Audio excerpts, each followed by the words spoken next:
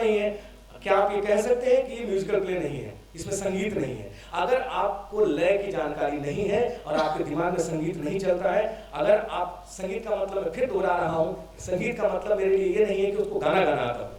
संगीत की एक समझ अगर नहीं है, आप वेटिंग फॉर गोदो नहीं कर सकते, आप आषाढ़ का एक दिन नहीं पढ़ सकते, आप राम की शक्ति पूजा नहीं पढ़ सकते, आप जय हनुमान ज्ञान गुण सागर जय कपि सती हम लोग उजागर महावीर विक्रम बजरंगी कुमति निवार सुरत की संगी कंचन बरन विराज, इसको ऐसा नहीं पढ़ सकते, आप गड़बड़ करेंगे। सुर में आप बाद में आएंगे। सबसे प्रधान है लय। लय के बिना मेरे लिए कुछ नहीं है, मेरे लिए ही नहीं, कहीं भी कुछ नहीं है। तो यानी कि जितने भी संगीत के प्रयोग होते हैं या कुछ भी होते हैं, चाहे वो बाद में बंदिशों में बदल जाए, चाहे वो राग में बदल जाए, रागदारी में बदल जाए, वो बाकी सब करेंगे। राग भी लय के अनुसार अगर बदल के गाया जाए, उसका मूड बदल जाता है, उसका तेवर बदल जाता है, पूरा इन्वायरमेंट बदल जाता है। अगर आपने एक ही गाना उसका लय बदल दिया, बदल जाएगा, माहौल बदल जाएगा। एक ही गाने के लय को अगर उसकी आवृत्तियां बदल दी, माहौल बदल जाएगा। उसको ऊपर नीचे कर दिया, माहौल बदल जाएगा। राग वही है, मूड बदल जाएगा। कभी करके देखिए, एक ही राग था में गाइए, उसको दुगुन में गाइए और उसी को चौगुन में गा के देखिए, माहौल बदल जाएगा। कई बार नाटकों में हम प्रयोग करते हैं, बहुत ही उदास सा एक वातावरण है, हमारा चरित्र उदासीन हो रहा है, लेकिन पीछे गाना जो है वो एक बहुत ही आनंदित श्रृंगार रस का गाना बज रहा है। हम जानबूझ के कई बार अपोजिट रस जो है, विपरीत रस का प्रयोग करते हैं संगीत में, किसी उस दृश्य को उभारने के लिए जो दर्शकों के सामने चरित्र निभा रहा होता है। ये होता है, आप भी जानते हैं। जरूरी नहीं है कि उदास है तो हम उसको उदास का ही बड़ा बढ़िया उदासी वाला राग और उदासी वाले किसी इंस्ट्रूमेंट का इस्तेमाल करके उसको और उदास कर दें, बल्कि उसको और उदास करने के लिए कई बार हमें और आनंद और श्रृंगार से भरा हुआ गाना बजाना पड़ता है। और कई बार बहुत ही सुख में सब कुछ अच्छा चल रहा है, इतना बढ़िया दृश्य चल रहा है, आप चरित्र आपका खुशी से लबालब है, भरा हुआ है श्रृंगार रस से, और एक ऐसा संगीत चलता है जो उसके इस पूरे अपीयरेंस को बदल देता है, और आपको ये पता चलता है कि वो खुश तो है, श्रृंगार से भरा हुआ है, लेकिन उसके अंतर मन में सब टेक्स्ट में जो संचारी भाव चल रहा है वो किसका है? दुख का है। यानी कि आप विपरीत भावों और रसों को पैदा करने के लिए प्रभाव के रूप में संगीत का इस्तेमाल करते हैं। चरित्र के हिसाब से संगीत चरित्र के साथ भी चल सकता है, और संगीत की ताकत है वो चरित्र के विपरीत चल के चरित्र को और आगे ला सकता है। हम ऐसा नहीं कह सकते कि संगीत के कारण इसका चरित्र बन रहा है या चरित्र के कारण संगीत बदल रहा है, वाइस वर्सा है। एक संगीत बज रहा है, बहुत बढ़िया, ऐसा राग बजाइए जो लगे कि क्या बात है, हाँ एकदम सुबह का राग है, दोपहर का राग है, ऐसा वाला राग है जिससे आप आनंदित हो सके, वो किसी भी पहर का राग हो, और चरित्र आपका कुछ ऐसा कर जाए जो वो राग आपके लिए दुख का राग बन जाएगा। ये अभिनेता की ताकत है मंच पे, और यही उसी अभिनेता की इस पूरे चरित्र को बदल देने की ताकत अगर किसी में है तो उसी राग में इंस्ट्रूमेंट बदल दीजिएगा, चरित्र बदल जाएगा। वही राग है, उसी राग का अगर इंस्ट्रूमेंटल बदल दिया जाए, हार्मोनी बदल दिया जाए, आप वायलिन की जगह सारंगी का प्रयोग कर ले और सारंगी की जगह सितार बजा लें और सितार की जगह फ्लूट का इस्तेमाल कर लें, उसका लय बदल दें, वही है और बदल जाएगा। तो संगीत का प्रयोग नाटकों में हो रहा है, संगीत की परंपरा है, प्रयोग हम संगीत के साथ कर रहे हैं। मुझे मेरे हिसाब से, मेरा व्यक्तिगत मानना है, आप में से कोई भी मुझसे सवाल कर सकता है, पूछ सकते हैं, हो सकता है मेरा अल्प ज्ञान है, अभी मैं प्रयोग में लगा हूं तो मुझे ऐसा लग रहा होगा, तो मैं उसका जवाब देने की कोशिश करूंगा, नहीं तो मैं आपसे कुछ ले लूंगा। नाटकों में संगीत का प्रयोग हो रहा है, संगीत का की परंपरा का प्रयोग नहीं हो रहा, नाटक नहीं कर सकता, कर भी नहीं सकता। उसका भी एक उदाहरण देता हूं। एक फिल्म आई है काटेर काळजात घुसली, लागी करेजवा कटार, मराठी का एक बहुत अच्छा, आप सर आपने देखा होगा, और सर चूंकि बैठे हैं और कहाँ गए इनामदार भाई हैं, वो क्लास में चले गए होंगे। लागी करेजवा कटार, काटेर काळजात घुसली एक ऐसा नाटक है मराठी का, इतना पॉपुलर नाटक है जो कम से कम 50 सालों से चल रहा है, अगर मैं गलत नहीं होऊंगा तो। और बड़े बड़े दिग्गज कलाकार, जितेंद्र अभिषेकी से लेकर वसंत देशपांडे से लेकर के और आज तक जो यहाँ राहुल देशपांडे तक, इस पीढ़ी तक के कलाकार जो विशुद्ध शास्त्रीय गायन में निपुण है, वो उस नाटक में अभिनीत करते हैं, मंच पे गाते हैं। ये नाटक चला आ रहा है, बहुत सालों से चला आ रहा है। इसी पे फिल्म है काटेर काळजात घुसली, लागी करेजवा कटार, शंकर महादेवन और अपने शंकर एहसान ने इसमें म्यूजिक दिया है, लेकिन ओरिजिनल ट्रैक अभी भी बसंत जी का, जितेंद्र अभिषेकी जी का, इन सबका है उसमें, आप देख सकते हैं उस फिल्म को जाके। उस फिल्म में दो परंपराओं की लड़ाई है, ठीक है, एक विशुद्ध उत्तर भारतीय परंपरा का एक सिंगर है और एक विशुद्ध मराठी संगीत का जो परंपरा है उसका एक गायक है, एक बिल्कुल द्रुत लय वाला, मैं आपको बेसिक समझा रहा हूँ, एक द्रुत लय वाला गायक है जो आपको वाइब्रेट करता है, ऐसे राग वही गाते हैं, लेकिन एक उसी राग को इतने आराम से गाते हैं कि वो आपके मन पे, एक दिमाग पे प्रभाव करता है, एक मन पे प्रभाव डालता है। राग वही है, सुर वही है, ताल वही है, बस दोनों के गाने का तरीका अलग है, ठीक है, दोनों दो अलग अलग ध्रुव हैं। अब मुझे ये बताइए, एज इट इज जो गाना आप उस फिल्म में देखेंगे, हूबहू पिछले 50 साल से मराठी रंगमंच पे वो गाया जा रहा है और वैसे ही अभिनीत किया जा रहा है। बताइए नाट्य संगीत है कि फिल्म संगीत है? और एज इट इज फिल्म बनी है, सिर्फ उसका क्लाइमेक्स बदला गया है, शब्दशः वो फिल्म वही है जो नाटक है, और वही गीत, वही संगीत, वही बंदिशें आज भी इस्तेमाल की गई, सिर्फ उसका ऑर्केस्ट्रेशन थोड़ा बदला गया क्योंकि मॉडर्न इक्विपमेंट्स हमारे पास आ गए, कुछ भी नहीं बदला है और वो फिल्म सुपर डुपर हिट है। जिसने नाटक नहीं देखा होगा उसके लिए ये फिल्म संगीत है, जिसने फिल्म नहीं देखा होगा उसके लिए वो नाट्य संगीत है। यानी कि प्रयोग हमने उस गाने बजाने का, संगीत का प्रयोग फिल्मों में या नाटकों में अपनी सुविधा, अपने चरित्रों और अपने कथानक के हिसाब से हमने किया। तो हमने प्रयोग संगीत के साथ नहीं किया, हमने नाटकों के सिचुएशन के साथ संगीत को अपने में समाहित करके उसका प्रयोग या इस्तेमाल, प्रयोग के भी अलग अलग अर्थ हैं, बदल जाएंगे। हम अगर प्रयोग कह रहे हैं और इस्तेमाल कह रहे हैं तो आपको यूज कह रहे हैं तो समझ में आएगा, हमने उसका इस्तेमाल किया। अब एक अभिनेता के संगीत पे आते हैं।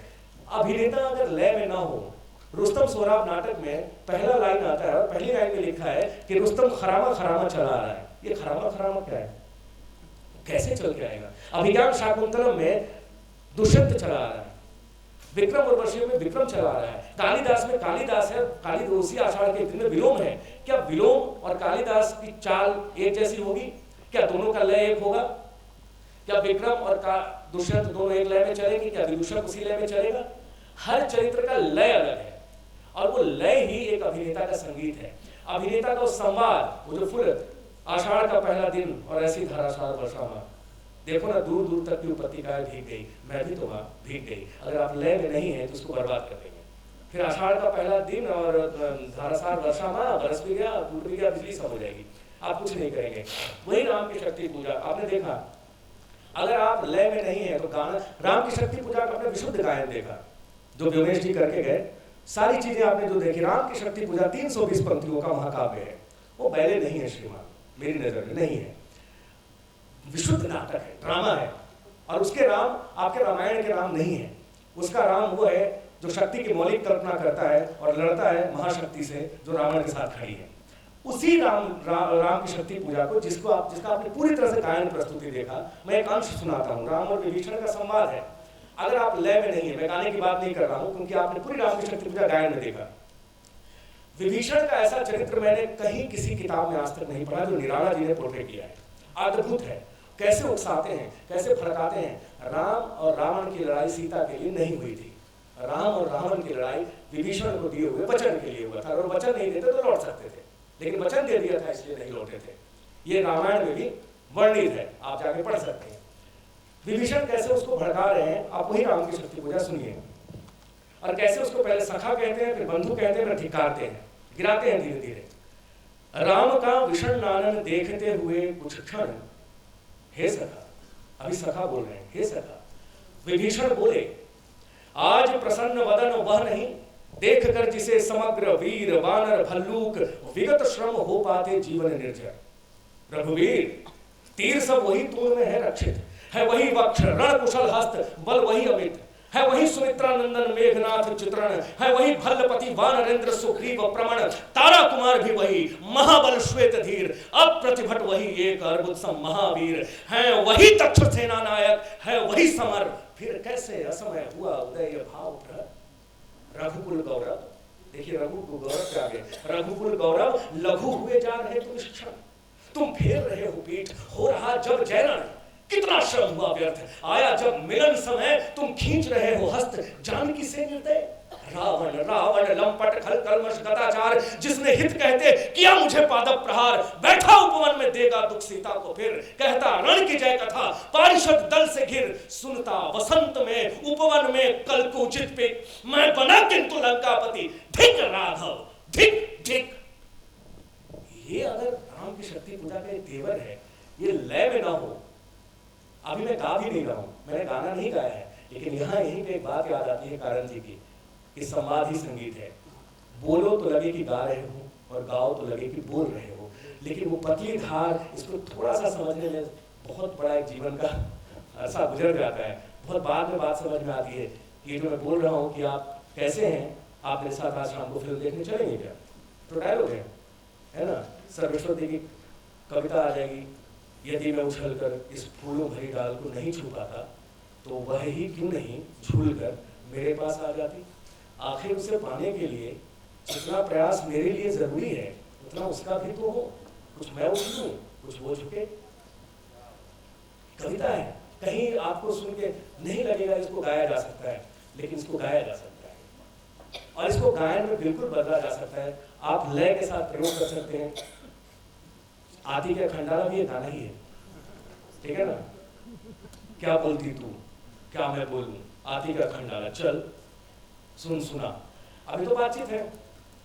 आप बहुत सारे फिल्मी गाने उसके ट्रैक हटा दीजिए तो आपको नाट्य संगीत और फिल्म संगीत का रहस्य समझ में आएगा।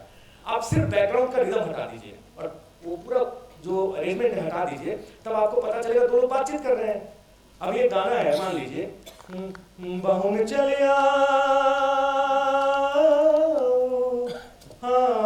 हमसे सनम क्या पर्दा, ये गाना सबने सुना है आप लोगों ने। इसका बैकग्राउंड म्यूजिक हटा दीजिए, अब इस गाने की स्पीड कम कीजिए।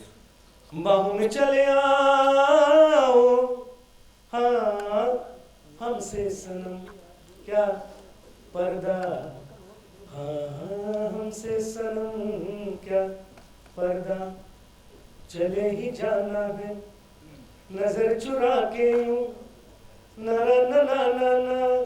अब ये जो गाना हो रहा है, गाना मुझे पूरा याद नहीं, अगर एकदम हटाएंगे तो बातचीत में बदल जाएगा और विशुद्ध बातचीत में बदल जाएगा।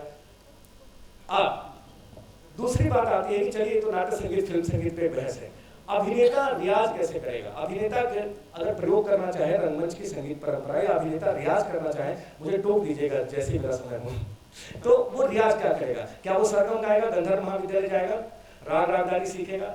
क्या जरूरी है? नसीर भाई को, नसरुद्दीन शाह को, ओमपुरी साहब को, इरफान साहब को, ऐसे कई एक्टर हैं जिनको आप बहुत नाम फिल्म इसलिए ले रहा हूँ कि जल्दी समझ पाएंगे। उनको गाना गाना नहीं आता, बिल्कुल नहीं आता, लेकिन आपने फिल्मों में देखा होगा बहुत अच्छे अच्छे गाने, सारे गाने। हुजूर इस कदर भी नहीं तेरा के चलिए